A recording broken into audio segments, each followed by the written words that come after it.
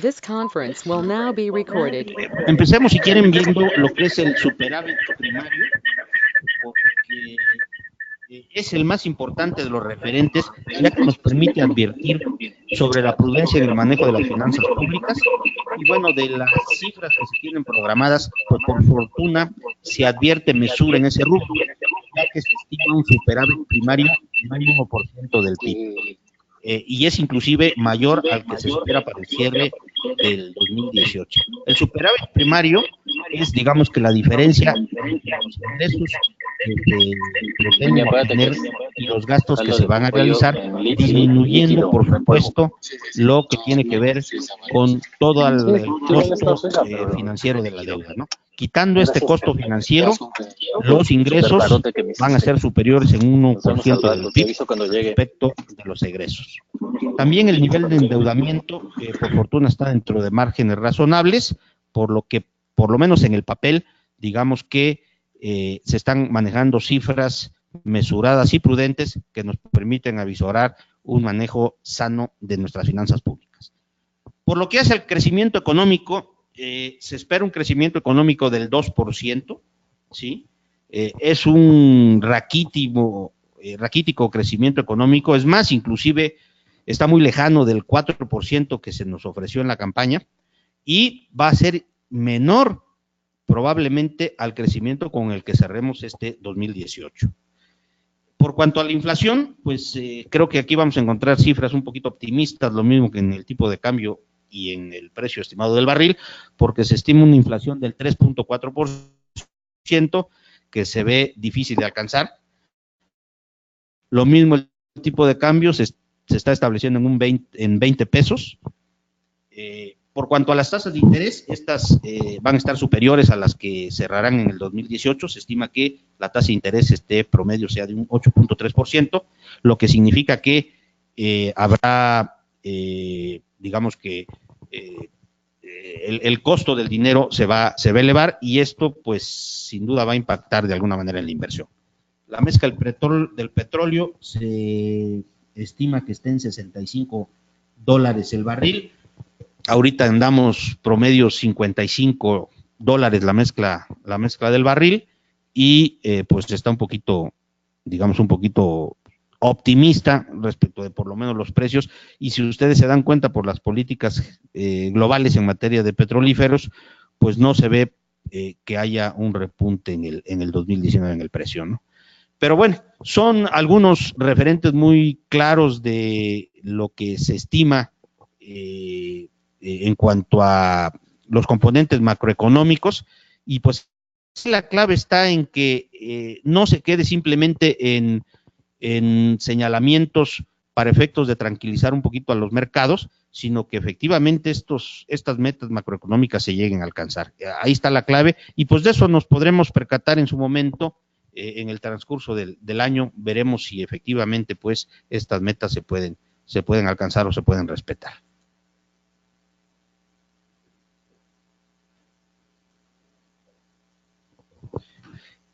¿Cómo se integra el paquete económico? El paquete económico se integra por los criterios generales de política económica, que son los que acabamos de revisar en términos muy macros, por la ley de ingresos de la Federación y por el presupuesto de egresos de la Federación. Entremos entonces a revisar algunos elementos de la ley de ingresos de la Federación, ¿sí? ¿Qué nos dice el proyecto de ley de ingresos? Aclaro que vamos a comentar sobre el proyecto todavía. Este proyecto está discutiéndose en estos momentos y en estos días en el Congreso, y es probable que sufra algunas modificaciones, pero pues vamos a referirnos a lo que ahorita presentó el Ejecutivo para efectos de la ley de ingresos.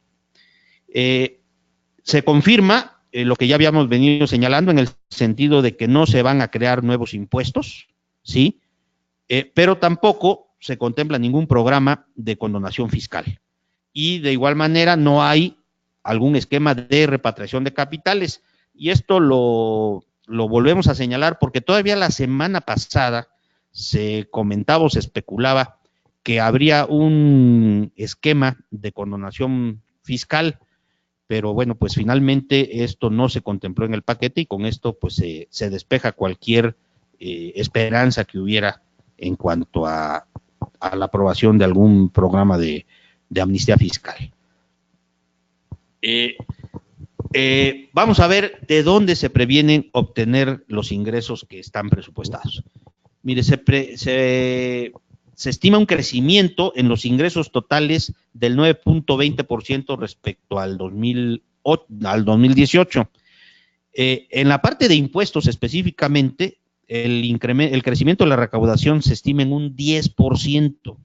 Y aquí es donde empiezan los cuestionamientos.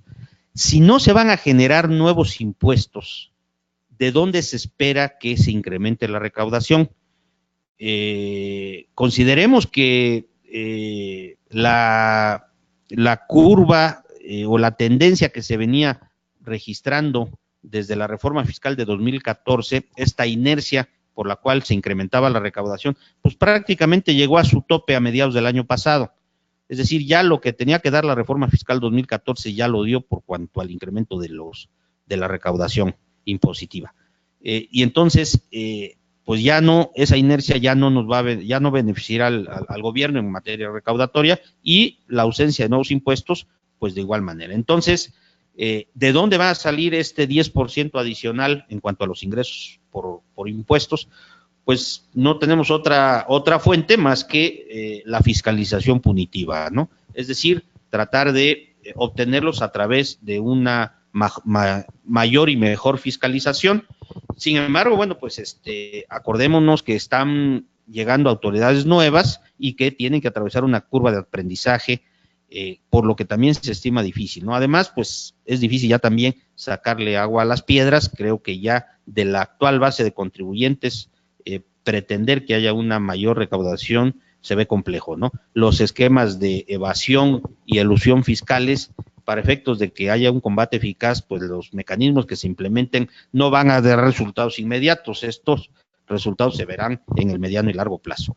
Pero bueno, ahí está, esa es la clave para mí en cuanto al equilibrio de las finanzas públicas, que efectivamente se obtengan los ingresos, porque si estos ingresos no se obtienen, pues no sabemos cómo se le va a hacer para cubrir los programas prioritarios de gastos que se tienen previstos, ¿no? Y ahí pues la tentación de recurrir a la deuda es grande, y por eso es el punto que hay que monitorear estrechamente para ver efectivamente cómo va el comportamiento de la recaudación tributaria en los primeros meses del año. Por cuanto ya a los impuestos específicos, pues en todo se ve incremento recaudatorio. El impuesto a la renta es prácticamente del 10%, en el IVA es de un 11%, el IEPS se prevé en un 4% el incremento más promedio, y donde se ve también un incremento significativo en la recaudación tiene que ver con el impuesto general de la importación, donde el aumento recaudatorio se estima casi del 33%. Vamos a ver, insisto, si estas metas se pueden ir dando a lo largo del ejercicio. ¿Cuáles son los prietitos en el arroz que encontramos en la ley de ingresos? Primero, y el que ha generado más preocupación entre contribuyentes, es la eliminación de la compensación universal. Sí, ustedes saben que este mecanismo permitía compensar saldos a favor de un impuesto contra otras contribuciones. Ahora, pues prácticamente esto se elimina y va a haber restricciones importantes en materia de compensación. ¿Esto a qué nos va a llevar? Pues a que se incrementen las solicitudes de devolución. Al no poder compensar un impuesto, pues tendré que solicitar su devolución en la parte que exceda. Y ustedes ya saben, pues, cómo se las gastan las autoridades del SAT en materia de devoluciones en cuanto a los plazos, a las tardanzas y a las exigencias. La otra cuestión negativa que vemos en la ley de ingresos es que se eleva de manera significativa la tasa de retención del impuesto a la renta en lo que se refiere al pago de intereses del sistema financiero. Y finalmente, para todos aquellos contribuyentes que estaban aprovechando en los años recientes el estímulo al diésel, pues se cambia la mecánica para el beneficio de este estímulo, y ahora se dificulta enormemente porque ya no va a ser anual, ahora será mensual la manera del acreditamiento. Y pues sí, por lo menos los sectores más afectados, como es el del autotransporte, han manifestado su oposición al nuevo mecanismo porque consideran que prácticamente el estímulo va a ser bien difícil de acreditarlo en su momento, ¿no? ¿Qué podemos aplaudir de la ley de ingresos? Pues una disposición ahí media perdida en los transitorios, de hecho es el último de los artículos transitorios, en el cual ya se está previendo que se implemente un programa de autorregulación en materia de prevención de lavado de dinero. Aquí hay que precisar que esta autorregulación se refiere únicamente a quienes realizan actividades vulnerables. Nada tiene que ver esto con el sistema financiero, ¿sí? No aplicaría, sino para aquellos particulares que realizan algunas de las actividades vulnerables previstas en el artículo 17 de la ley de la materia, ¿no? Por ejemplo, arrendamiento, venta de joyería, venta de autos, juegos con apuestas, todas esas actividades. Ustedes saben que hay una serie de obligaciones de naturaleza administrativa, como es el inscribirse en el registro correspondiente, el presentar los avisos periódicos que son mensuales. Bueno, en este sentido, y este es parte de una recomendación de Gafi que hizo a principios de este año, en el sentido de que pues no se estaban cumpliendo debidamente con estas obligaciones. El SAT, que es la autoridad responsable de llevar toda la plataforma de recepción de avisos y de registros, está consciente de que existe un incumplimiento importante de buena parte de estos sectores vulnerables y va a otorgar este esquema para efectos de que quienes no hayan cumplido con sus obligaciones administrativas de presentar avisos lo puedan hacer sin que se les impongan las multas de incumplimiento, que como ustedes saben son multas muy elevadas. Por cuanto a la parte ya de egresos, sí, queremos compartirles ciertos datos para que cada quien saque sus propias conclusiones, ¿no?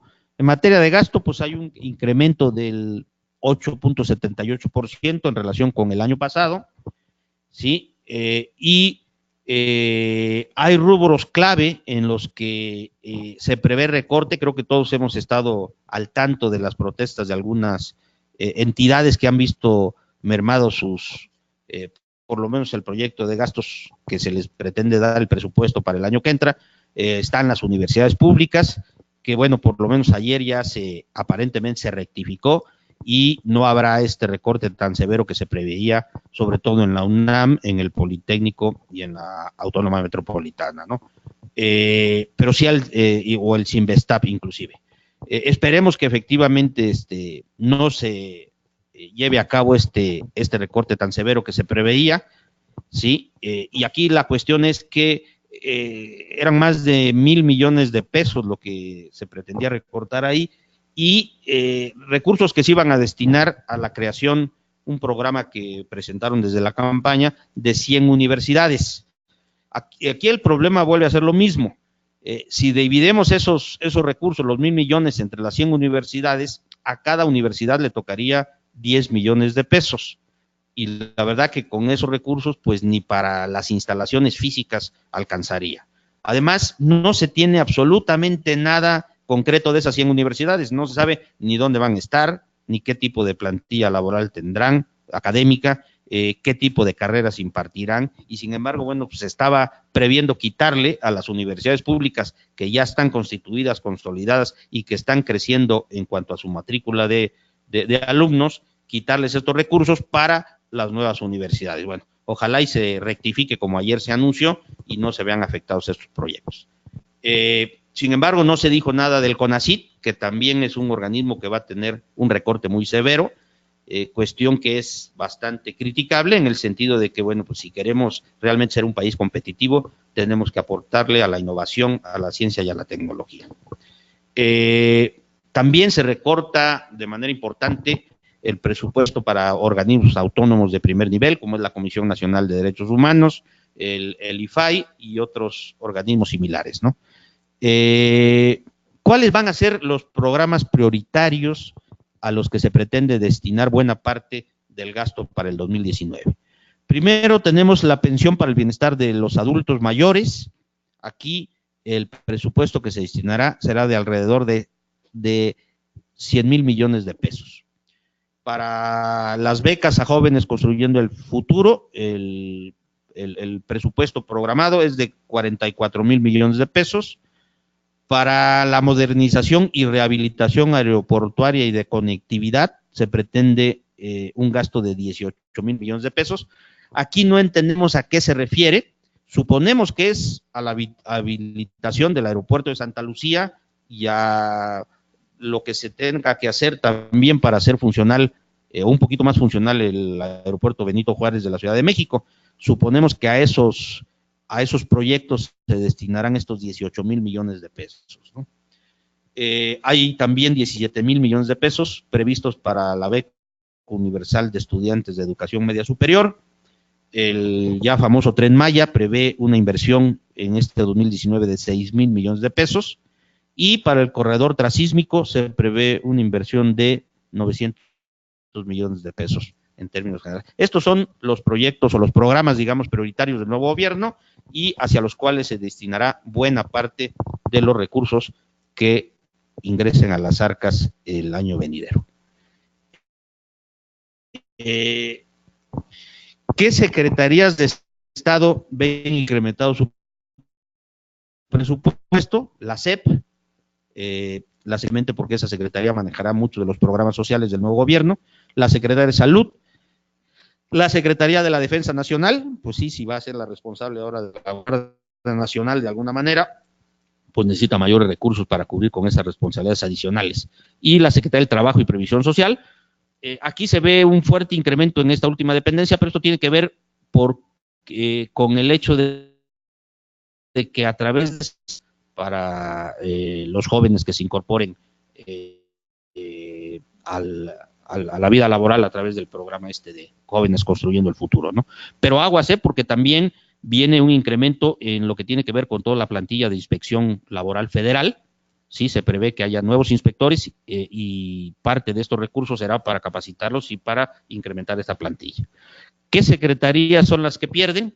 Pues pierde la Secretaría de Comunicaciones y Transportes, tendrá una reducción significativa también en el presupuesto, Gobernación, Agricultura, Marina. Se ha cuestionado también mucho la reducción en todo lo que es el presupuesto para la protección al medio ambiente, y aquí lo vemos reflejado en el presupuesto de la Semarnat, y la Secretaría de Hacienda y Crédito Público, particularmente debido al recorte de algunas áreas estratégicas que venían trabajando. Pues creo que con estos datos que les hemos compartido podemos tener una radiografía más o menos objetiva de cuáles son los propósitos de la nueva administración en lo que es el manejo financiero y fiscal para el año 2019.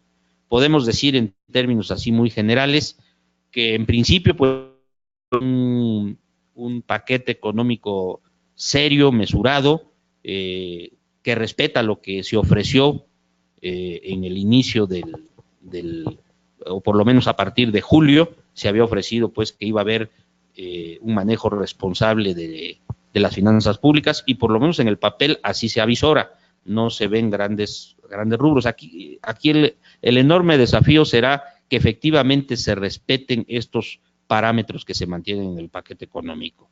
¿Sí? Si se respetan dichos parámetros, bueno, pues podremos tener cierta certidumbre de estabilidad y equilibrio financiero. Recordemos o tengamos presente que el entorno internacional se ve muy complejo, y si a eso le agregamos pues factores aquí internos que pudieran generar desequilibrios en las finanzas públicas, pues se pudiera agravar severamente la situación económica. Esperemos entonces que sí se respeten estos parámetros y que, bueno, pues los recursos se inviertan de manera razonada, de manera racional, y los proyectos y los programas prioritarios pues puedan ser detonantes de inversión, de empleo y de crecimiento económico.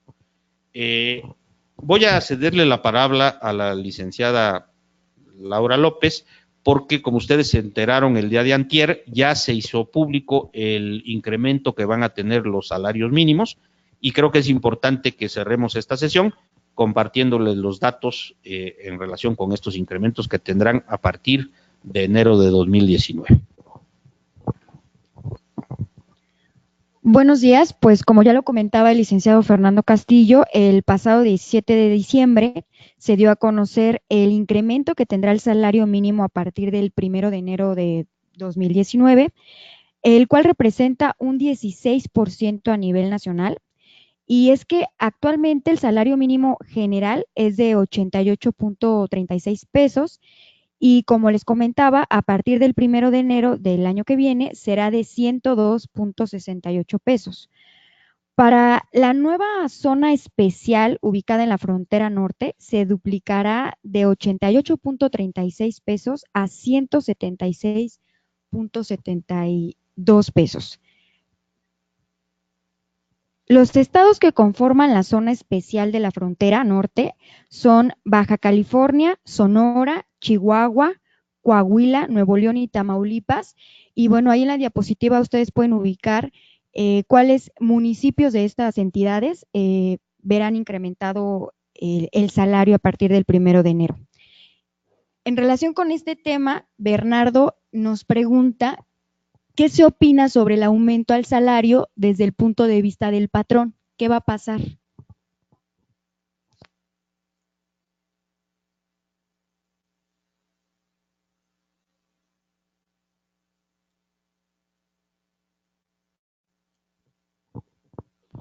Sí, hay que tomar en consideración un primer elemento. El salario mínimo, pues prácticamente ya no se percibe por la mayoría de los trabajadores. Son todavía el salario mínimo. Ya los salarios de los trabajadores están por encima de este renglón. Y por ello es que inclusive organismos empresariales como Coparmex han venido pugnando porque realmente se incremente el salario para poder llegar a un rango que garantice un acceso digno, digamos. Y en ese sentido se está viendo la cuestión del incremento de los salarios. Entonces, en principio, digamos, creo que el incremento al salario mínimo general no deberá tener mayor repercusión. Primero, porque no perciben, la mayoría de los trabajadores no están percibiendo ya un salario mínimo. Y segundo, porque el incremento, digamos, general, pues será de un 16% que en un momento dado, digo, no llegará con ese incremento del salario mínimo, no va a llegar tampoco a los rangos que actualmente se vienen cubriendo.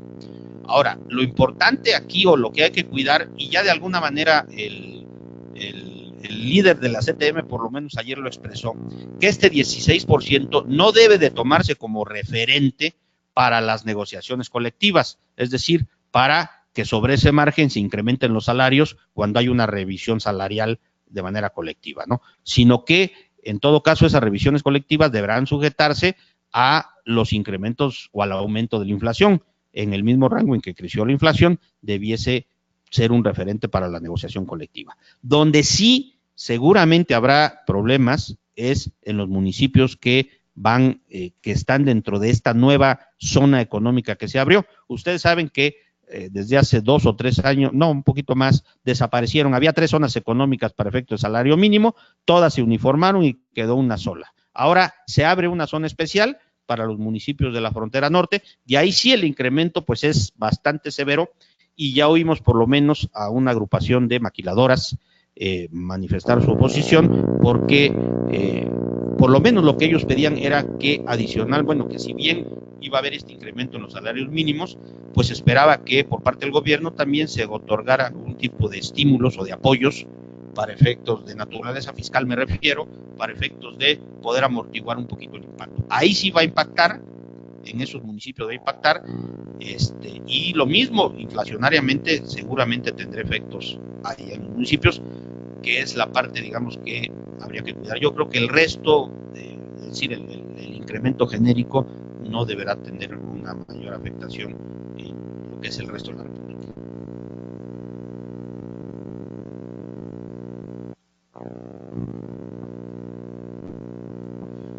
Bueno, no sé si hay algún otro comentario. No. Voy a cederle la palabra a la licenciada Américo Campo para que nos haga un recordatorio muy interesante, muy importante, que por favor no descuiden esta nueva obligación, porque puede tener consecuencias negativas para su empresa. Sí, gracias. ¿Qué tal? Buenos días. Bueno, pues únicamente les queremos recordar que tengan presente que desde el pasado día 15, tanto las sociedades de responsabilidad limitada como las anónimas tienen ya la obligación de publicar la información de su libro de registro de accionistas mediante aviso en el sistema electrónico de publicaciones que administra la Secretaría de Economía. Esto a través de la captura y firma de la información aplicable a la estructura accionaria vigente. Y bueno, si quieren conocer más a detalle esta obligación, los invito a consultar el webinar que se encuentra en nuestra página web, que está denominado como obligación de publicar la estructura accionaria vigente. Bueno, pues les agradecemos a todos ustedes el que nos hayan acompañado periódicamente a nuestras sesiones de actualización que religiosamente cumplimos este año cada tercer miércoles del mes. El año que entra pues seguiremos con la misma práctica. Estas sesiones son en línea, igual el tercer miércoles de cada mes. Ojalá nos puedan acompañar. Y quiero nada más invitarlos, como ustedes se podrán haber percatado de, por lo menos de las últimas 2 sesiones que hemos tenido, pues se están perfilando adecuaciones importantes en el entorno jurídico de los negocios. Y por ello consideramos que era muy conveniente organizar un curso en el que pudiéramos abordar de manera integral ese nuevo entorno jurídico de los negocios. Y por ello es que estamos organizando un curso para el próximo viernes 11 de enero. Queremos hacerlo también en línea. Va a ser un curso en vivo, pero en línea. Y en línea es para facilitar ya el que todos ustedes puedan acceder desde sus oficinas, inclusive para que puedan juntarse con su equipo de colaboradores y seguir este curso. Este curso tiene una duración de 3 horas y media, 4 horas. Y vamos a abordar pues no solamente a profundidad el paquete económico, que ahorita hicimos una breve referencia de algunos de sus aspectos, además de profundizar en el paquete económico y sobre todo, digamos, en las implicaciones del mismo. Vamos también a hablar sobre los ejes fundamentales del programa de gobierno que están relacionados con la actividad empresarial. Haremos una breve revisión de los hombres clave en el gabinete y sobre todo el perfil que tienen. ¿Sí? Vamos a revisar el panorama fiscal y la agenda legislativa. Todos nos hemos enterado que hay en el Congreso se están discutiendo diversos proyectos de adecuaciones fiscales, pues que vamos a ver si van a prosperar, si se van a cuajar o no, y cuáles van a ser sus efectos en su momento, ¿no?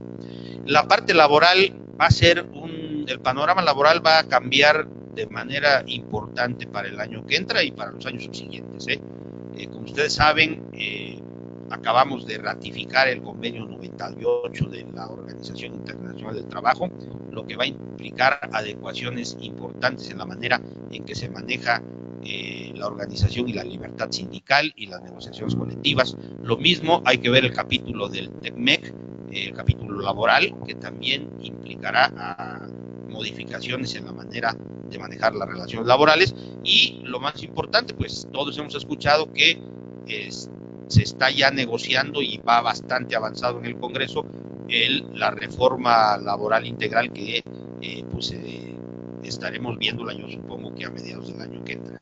Entonces la parte laboral es muy importante y por eso es que hemos invitado a un especialista en el tema para que nos comparta en ese curso su visión sobre el panorama laboral y la agenda legislativa que existe. También en la parte regulatoria vamos a tener cambios importantes. Está por publicarse ya la Ley de Fomento a la Confianza Ciudadana, que va a introducir un mecanismo diferente por lo que hace a las inspecciones de las autoridades regulatorias. Vamos a ver que se publique la ley y evidentemente pues lo comentaremos en este curso, ¿no? También vamos a ver las reformas fiscales de la Ciudad de México y del Estado de México, no solamente las federales.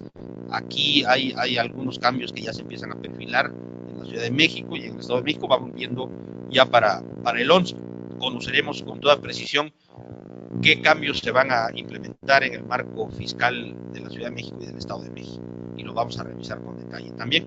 Y finalmente, pues, haremos una reflexión sobre todo lo que son los retos y las oportunidades que se van a presentar para la empresa con motivo de esta adecuación del entorno legal de los negocios. Ojalá y nos puedan acompañar.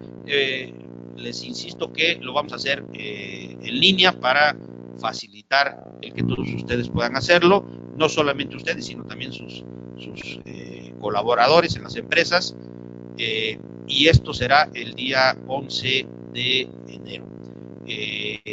Les estaremos haciendo llegar las invitaciones si es que aún no las reciben, para que tengan todos los datos, pero pueden los interesados ya acceder a nuestra página web, en donde podrán obtener ya la información del curso. Ojalá y nos acompañen. Si ustedes ven en el medio, pues hay algunos cursos, algunos seminarios que se están programando, pero tienen que ver específicamente nada, o se limitan, digamos, a los temas fiscales.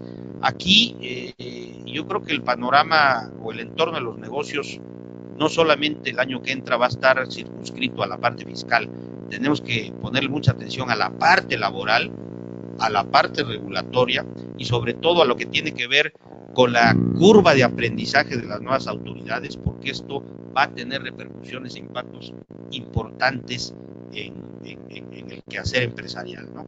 Y créame que esta curva de negocios, esta curva de aprendizaje nos va a costar, es difícil. De por sí, cuando entra una nueva administración, es complicado el tiempo en el que se familiarizan con la práctica cotidiana del ejercicio de gobierno o de administración, más aún cuando ahora pues quieren hacer cambios radicales en todos los sentidos. Les voy a poner un ejemplo para que vean cuando me refiero a la curva de aprendizaje, a qué les estoy hablando. Hoy mismo se publica en el Diario Oficial un acuerdo en el que es un acuerdo de la Secretaría de Desarrollo Agrario, Territorial y Urbano. Y miren ustedes la joya de lo que sacan este acuerdo. Por este acuerdo decide la Secretaría que del 17 al 31 de diciembre de 2018 se va a suspender la recepción de cualquier documentación emanada de los diversos órganos jurisdiccionales. Y dice que este acuerdo es con el propósito de evitar que los términos transcurran en perjuicio de la Secretaría. Imagínense nada más, es decir, como si el particular, o en este caso la autoridad, pudiera decirle a un tribunal: oye, fíjate que me voy a ir de vacaciones de tal día a tal día, por favor, en ese lapso no se te ocurra notificarme algún acuerdo, algún requerimiento, porque pues no lo voy a poder atender, ¿sí? Cuando pues estos plazos tienen que respetarse pues por todos. Si en un amparo, por ejemplo, yo estoy demandando a la Secretaría de Desarrollo, pues le tienen que notificar el acuerdo admisorio y le tienen que requerir que rinda su informe previo y su informe justificado en cierto plazo. Y ahora resulta que, conforme a este acuerdo, pues la Secretaría, imagínense, va a decir: oye, no me notifiques, porque no voy a acusar de recibido durante este lapso porque ando de vacaciones, y ahora sí para enero, entonces que empiecen a correr los plazos. Pues es un absurdo como estos, que la verdad denota un desconocimiento total de algunas cuestiones, y como estas perlas nos vamos a estar encontrando pues a cada rato en esta curva de aprendizaje, que va a redundar en perjuicio de nuestra buena dinámica de negocios, ¿eh? Hay que estar muy atento a ello. Pues bien, no sé si hay algún comentario o alguna pregunta.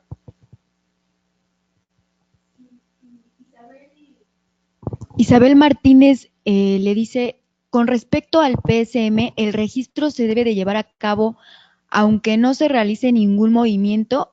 ¿Cómo sería una venta de acciones? ¿Simplemente todos debemos registrarnos? Sí, bueno, para aclarar este punto, efectivamente todos debemos de publicar la estructura accionaria vigente, pero también cada vez de que se presente alguna modificación, como en este caso sería una compraventa de acciones, también se debe de presentar ese aviso. Me gustaría que aclararas, América, Si yo no he tenido ningún movimiento, estoy obligado a presentar la estructura accionaria vigente. actual. Sí, efectivamente, ahorita la obligación, lo que no, bueno, a lo que estamos obligados, tanto las sociedades de responsabilidad limitada, perdón, como las sociedades anónimas, es publicar la estructura accionaria vigente. Y a partir de ahí, cualquier modificación que se presente a esta, tenemos que también presentar el aviso correspondiente.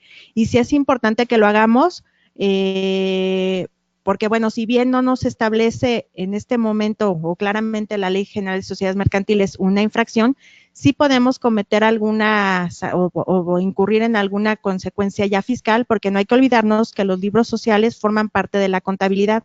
Además, también puede haber alguna implicación penal por una reforma reciente que hubo al Código Fiscal en el artículo 111, entonces sí es importante que pongan atención en esta nueva obligación y en verdad los invito a que si tienen alguna duda nos pueden llamar o inclusive pueden consultar nuestro webinar.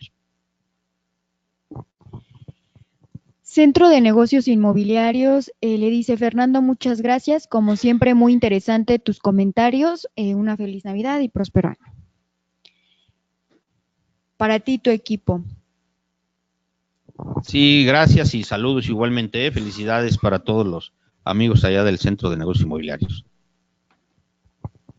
Isabel Martínez, gracias, América. Claudia Martínez pregunta, si eliminan la compensación universal, ¿hay posibilidad de amparo? Pues a ciencia cierta no hemos analizado con detenimiento la posibilidad de un amparo en contra de la compensación, de la eliminación de la compensación universal. En principio yo diría que se ve complicado porque, digamos, las compensaciones de impuesto contra impuestos están previstas en las leyes correspondientes, ¿no? La compensación de impuestos sobre la renta, la vemos en la ley del impuesto a la renta, la del IVA, en la ley del IVA, la del IEPS igual, y se había venido ya confiriendo desde hace algunos años el beneficio, digamos, de poder compensar un impuesto contra otro impuesto, pero es un poquito como una concesión graciosa, digamos, del legislador para efectos de facilitar este tipo de macheos entre saldos a favor. Ahora, no lo sé, pero vamos a hacer el análisis y en su momento les podemos comentar. Lo que sí les adelanto es que en estos momentos están varios organismos empresariales cabildeando en el legislativo este asunto, no crean que no, ha generado mucho revuelo por todo lo que va a implicar su eliminación. Esperemos que tengan éxito, por eso les invitamos a que nos acompañen el 11 de enero, porque para esas fechas ya les podremos decir con absoluta certeza qué pasó y qué alternativas tenemos. Es decir, si se queda la eliminación, pues veremos obviamente qué opciones nos quedan para poder solventar esta problemática. Bueno, pues si no hay ya ninguna pregunta o comentario, pues les agradecemos nuevamente su participación, sobre todo su interés en este tipo de sesiones, y pues queremos aprovechar para desearles a todos ustedes y a las empresas que representan, pues que el año 2009 sea un año de pues muchos logros y satisfacciones tanto en su desempeño personal como profesional. Va a ser un año complicado en cuanto al entorno de los negocios, pero pues la forma en que podemos allegarnos de elementos para poder afrontar con mayor éxito las dificultades que se avecinan, pues es a través de estos mecanismos de actualización, y espero poderlos saludar en estas sesiones regularmente en el 2019. Hasta luego.